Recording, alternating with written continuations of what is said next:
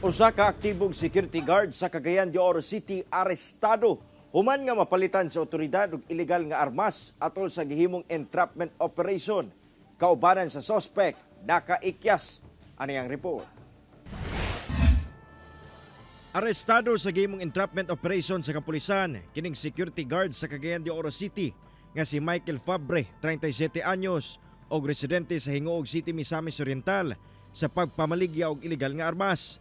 Ang operasyon nahitabo sa Zone 1 Barangay Carmen, Cagayan de Oro City pasado las 12 sa udto adtong Miyerkules sa pagpanguna sa personahe sa Regional Special Operations Unit 10 uban ang ubang law enforcement agencies. Positibong napalitan ang suspitsado og usa ka .45 kalibre pistola, 6 ka mga buhing bala og 2 ka magazine sa kantidad nga 17,000 pesos. That is part of our investigation, no?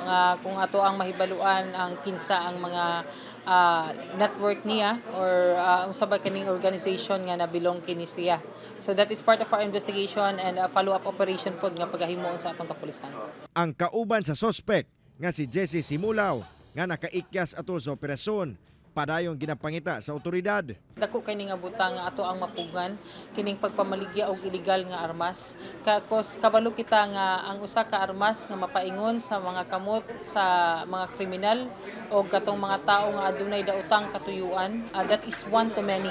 Kaya ang kaning armas pwede siya magamit sa bisan unsa na krimen. Kasong paglapas sa RA 10591 o illegal possession of firearms and ammunition o paglapas sa COMELEC gun ban ang atubangon sa suspect.